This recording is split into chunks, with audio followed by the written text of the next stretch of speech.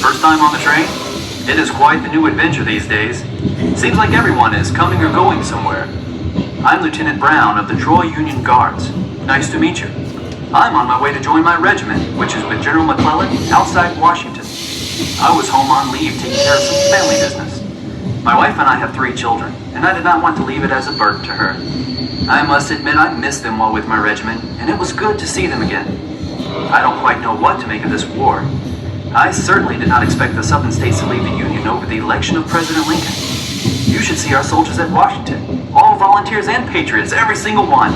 All ready to do his duty to end this rebellion. It will be a short war for sure.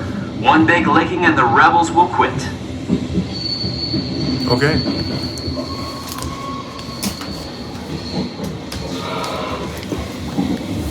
Good day, good day. Here, let me move this Pokemon so you can sit comfortable. Train is sure full up. I'm headed for Virginia to take up Army barbering. Sure thought I'd never go back to the Southland ever again. Ran away most 10 years ago and never looked back. I have a nice little barber shop here up North Country.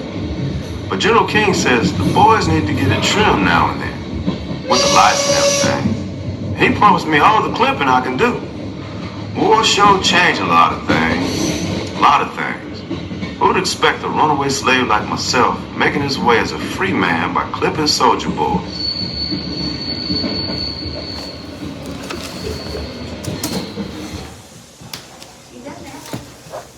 This war excitement is all bunk, you know. I saw it at the station.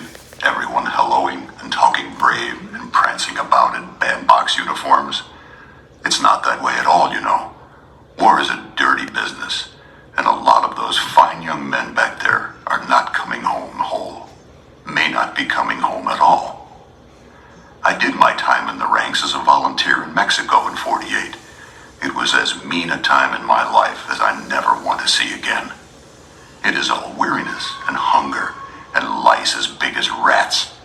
If the enemy don't shoot you or bayonet you or run over you with their horses, you die of the itching or the bad food, or the lack of water, or the bloody flux. I don't ever want to see shoulder straps and brass buttons for the rest of my life. And those boys back there will know exactly what I mean in a few months. You mind what I say now?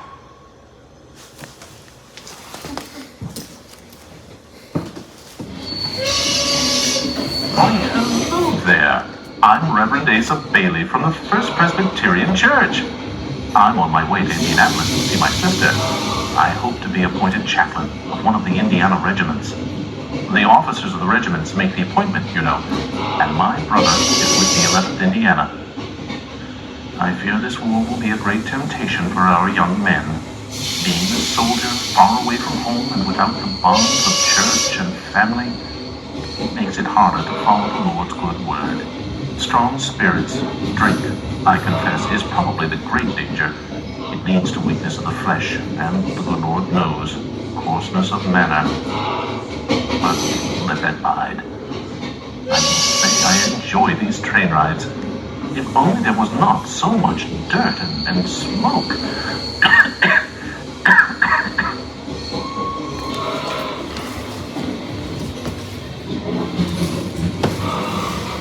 Hello.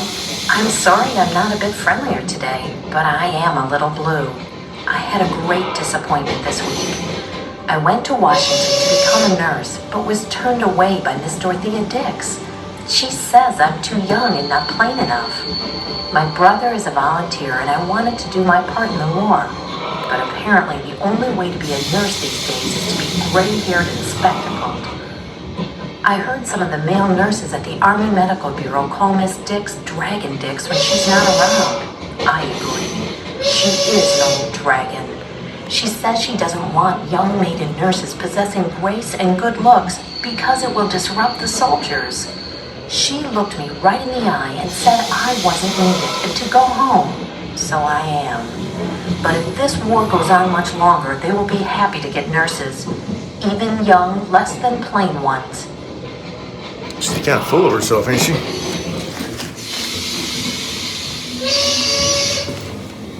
Good day. Have a seat and enjoy this wonderful train ride. Ain't this just a marvel? Well, the country sure passes quickly. I'm Assemblyman Charlie Foster from over by St. Paul in Minnesota. I'm off to Washington to see President Lincoln.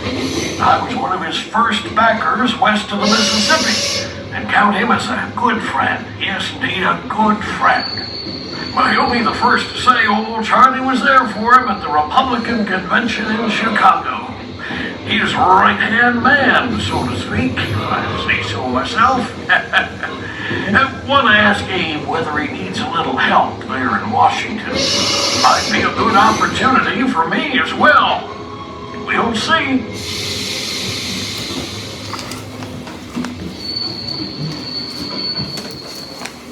This rail travel is just bully, isn't it?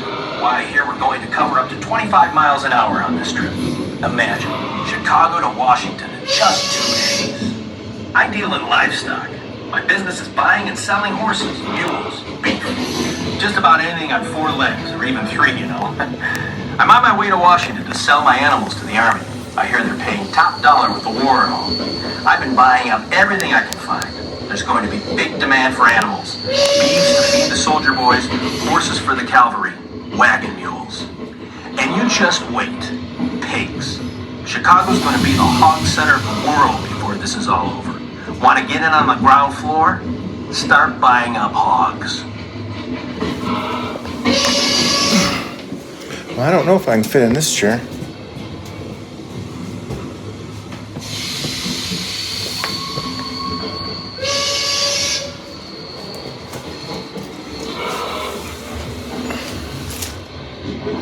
I guess she's not going to talk to me.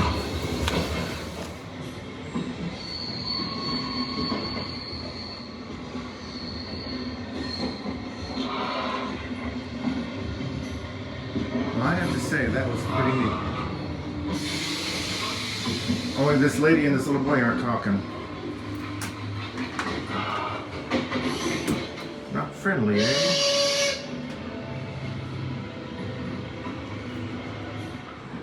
I just had to get out on deck and get some air. I'm sorry if I seem out of sorts.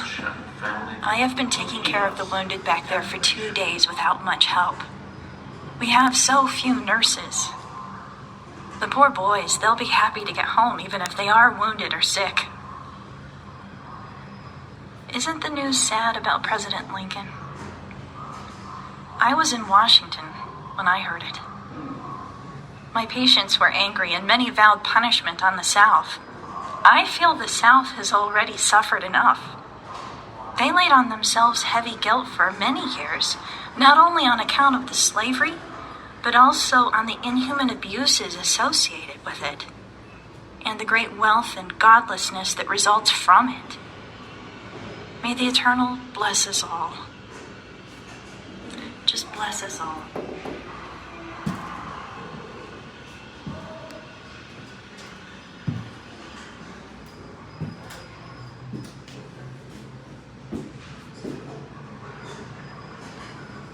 Yeah, isn't it terrible about Lincoln?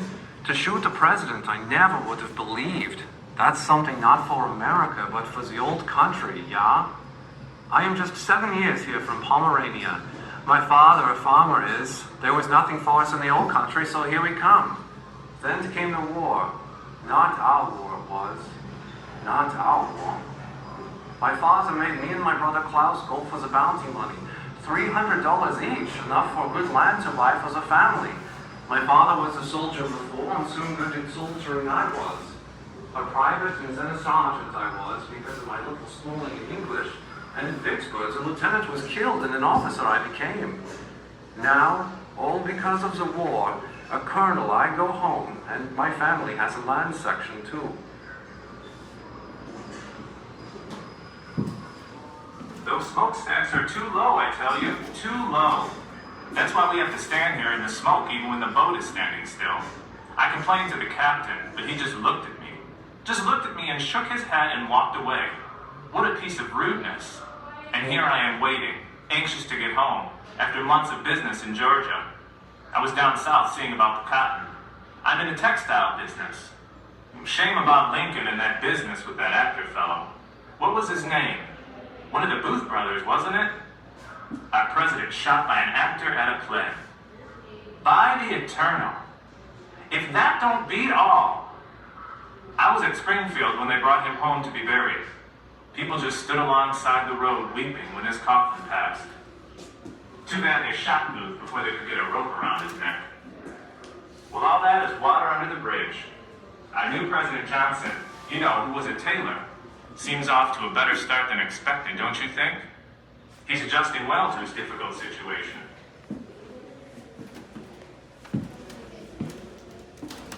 The river is muddy today. It must be the rain. And the water's higher.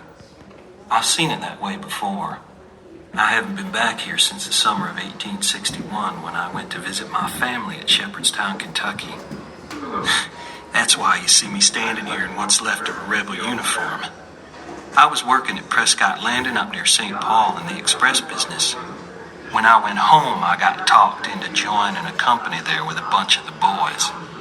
Who would have thought then that the war would have lasted more than a month? Most of those boys were killed or starved to death the next year or two. Weren't many left when I was captured and sent to the Camp Douglas prison in Chicago.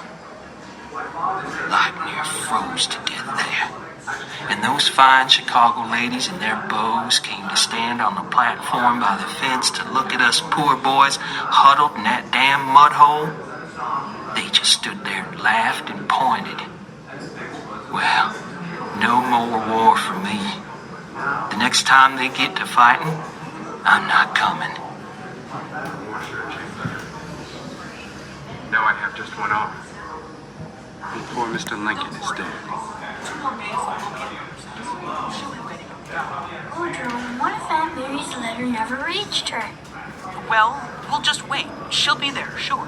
Why did we have to go live with Aunt Mary in New York anyway? We could have stayed at home. You know Mother couldn't take care of us after Papa was killed soldiering. You know that. She had to go live with Grandmother, and we had to go to Aunt Mary, just the same as our sisters went to Aunt Cordelia. We all needed looking after. Well, I'm never gonna leave Mother again. You hear me? Never again. The weather has been so oppressive lately. It seems the rain has followed me all the way from Virginia. I am Mrs. Robert Darling. I'm taking my husband home to his family in Illinois. He was a lieutenant. He passed just a week ago of the bloody flux after a long illness. It is all so sad. He was a tall, strong man, and he just wasted away until there was nothing left. How will I explain to our young son that his father is gone? Oh, I wish he never would have gone for a soldier.